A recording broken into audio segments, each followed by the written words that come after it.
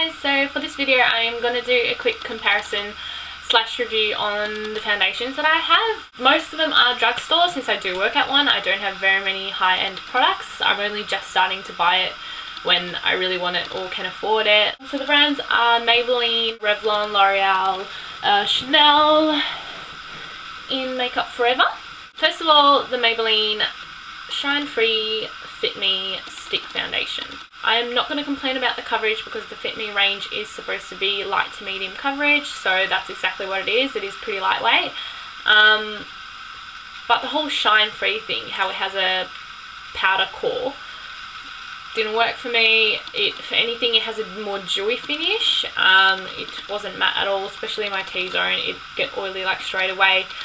When you first put it on, it's amazing. It's really smooth, it blends really easily. I blended it with a brush and it worked perfectly, but within 2 hours or something it wears out like straight away. So like if I wore it to a day of uni, I'd have to powder my nose. But yeah, if you just want a really lightweight one that you're just gonna have go out for coffee or something, I guess it's alright, but I'd probably not buy it again. Next is the L'Oreal Nude MAGIQUE Eau de Teint. I probably said that wrong. I loved this when I first used it because I do prefer probably lightweights over heavy. I only wear high coverage ones when I'm going out. So most of the time I do wear lightweight foundations or BB creams.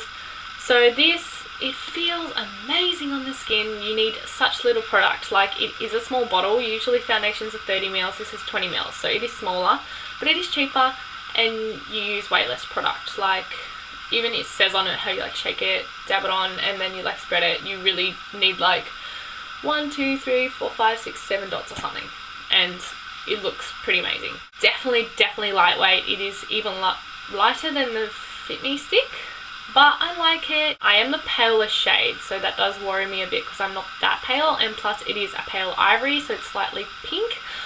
Although, because it is such lightweight, it does blend with my skin tone because I'm kind of in between a pink and a yellow toned skin. But I do like it for people who are starting off to wear foundation. Yeah, don't really like high coverage stuff. Definitely. Next is a L'Oreal True Match. Now, I mean, if you live in Australia, even if across the world, I'm sure you know of Lauren Curtis. She's like the most popular beauty blogger in Australia.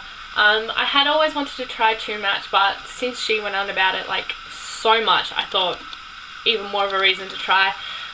This is the W2, which is actually discontinued now. I actually bought it for like $10 because it was discontinued, and luckily it was my colour. It is really yellow tone, like really yellow tone, but it's good for me. Like, when I first put it on my hand, I thought it was even too yellow for me. But once I put it on and blend it and everything, it was actually perfect. I guess when it oxidizes, it loses a bit of the yellow, and it was perfect for me. The colour is perfect, but the way people talk about it and the way it's advertised is like a lightweight, natural looking foundation, which I don't think it is. I think it is high coverage. Like, I wore it as if it was a lightweight, so when I put it on, I was like, so much, and I felt like it caked, like around my nose and a bit on my forehead, like especially if I'm breaking out. So I wasn't the biggest fan of it when I started using it because I thought it was too much for every day.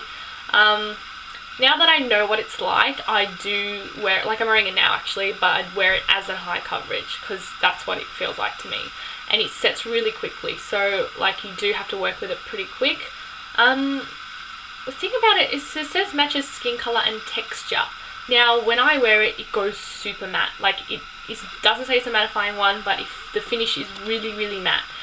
And it's almost too matte that it shows up my pores a bit, which is a bit meh.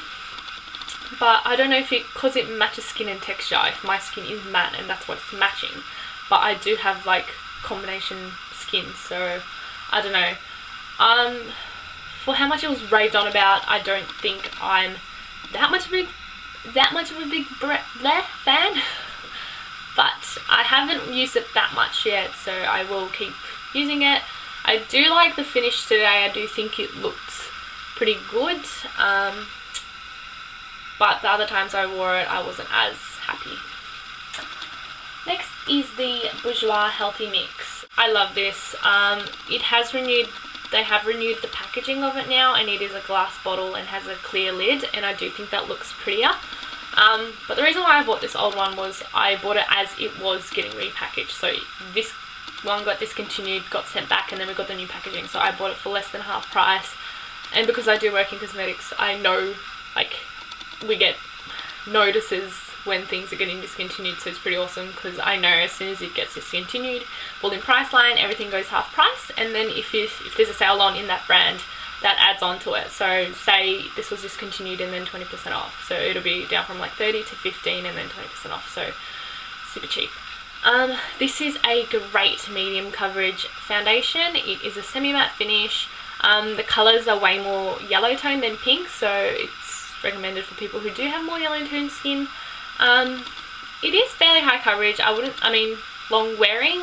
It says 16 hours. I wouldn't say it's 16 hours, but I could wear it to a full day at work or a full day at uni, like an 8-hour day. I might have to touch up with some powder in the middle, but definitely good. I do think it's a little bit dark for me now, but I can still mix it in with other colours, or I'll probably wear it when I maybe get some colour back. But I do definitely recommend as a medium, fairly long wearing foundation. Next is the Revlon Photoready. I have actually surprisingly used quite a lot of this. It does have a slight shimmer in it, like it's really subtle. You can't tell when you put it on, you can only see it in the bottle. Same with the True Match. But they have like a really slight shimmer, which I guess gives that nice kind of glowy finish. I do think definitely high coverage. Actually, I'd say it's pretty similar to the True Match, but a thicker consistency. But I actually really liked it, and I think it's because of the colour that I really liked it as well. I used the shell. Only weird thing is it's a photo foundation, and it has SPF 20 in it. You shouldn't have any SPF in it if it's a photo, like a photo one. I still haven't used it up. I'm probably like halfway, but I will keep it. It's done well for me so far. Pretty happy with it. Don't know if I would buy it when it's full price, but on sale, yeah. Next is another Revlon one. It is the Colorstay Whipped, which came out quite a while back, but I did get it when it first came out. The colour is too dark for me now, but I think it is a great buildable one. Like it layers on well without caking, and it is extremely creamy. Like it spreads so easily across the face. I think it might be better for people with slightly dry skin, just because it is that kind of creamy texture, and I do feel it was probably like moisturizing. For oily people, it's probably too greasy. Definitely a good buildable one if you want a lightweight one, but can use it, like can double as a high coverage, then it's a good one. Just that the colorings are kind of strange. I find they're all, I don't know, there's not much colors, or they're all too dark or too light or something. But there's not much colour variety, that's the only problem. The next one is the Makeup Forever Matte Velvet. I bought this at a beauty expo, so I did buy it for pretty cheap. I don't think they even sell it in stores in Australia, so but I had heard of it, or I had heard of Makeup Forever, and I did want to try their products because everyone seems to say they're really good. It is oil free and water resistant, so it is like kind of an ultimate wear one. I do really like it. I've used a lot of it, but it is definitely a matte finish. It definitely lasts very long, and it is high coverage. It's good. I do like it. And I can't remember. I think I paid like 40. I don't know if that's a lot or not, to be honest. But it wasn't full price for Australian prices. I think it was like 20% off or something that they just did at the expo, and I thought I'd try it because I hadn't bought any foundation at that expo. Whoa. And lastly is the Chanel Perfection Lumiere. Now, with this one, I just walked into the Chanel store, and to the lady, I'm like, I just want a good high coverage foundation. Just the best you've got. And she went straight to this. She was like, definitely, this is my absolute favourite. So I was like, alright. And then I got her to colour match me. I'm really particular with my colour matching, and the lighting sometimes in stores aren't absolutely great. So she, on her first go, she's like, yep, this is your colour. She put it on. I was like, alright. I looked in the mirror, it looked great. I looked in like 3 different mirrors all over the store just to see if the colour is perfect, especially because it is a high-end, more expensive one that I don't usually buy. So I was like, this has to be the right colour. It is the right colour. She did an amazing job on her first go. She got it. Chanel's ones are more yellow base, sorry, so it's good for people who are more yellow toned skin. Amazing coverage, but it's not cakey, it is not heavy. The actual fluid is really lightweight, but once you put it on, like as soon as you start putting it on, you can see the coverage is brilliant. I think there's a matte one as well. I kind of want to try that, but this is like matte enough. It's like semi-matte, so it's not cakey matte, but it's a really nice kind of glowy matte, if there is such a thing. But it is really nice. Probably had it for like a month or 2. This has been my go-to for when I go out now because the colour's perfect, and it is winter here, so it's probably like the palest I've been. Not that it's a bad thing, I don't mind being pale. I really like it. Makes me want to start buying more high-end foundations. Not that the other ones are bad, like there's ones that are like pretty decent anyway for probably like a quarter of the price. But yeah, it's definitely good. I was really happy with it, and the girl who helped me was great. She actually used to work at Priceline too, which I thought was funny. Like I was just talking, and I'm like, oh yeah, I work at Priceline, and she's like, oh I used to too, and I'm like, oh cool. But yeah, no, she was nice, and she was working at Chanel. I'm like, is it fun to work here? And she's like, I love it. Makes me want to work there.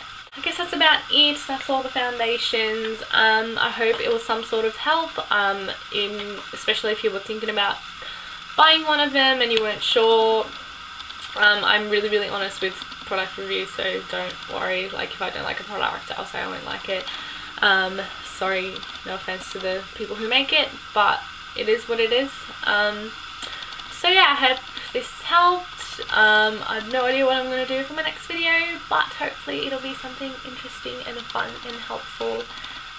If you have any questions and stuff, please leave a comment and everything. I'll see you guys in the next video. Bye bye.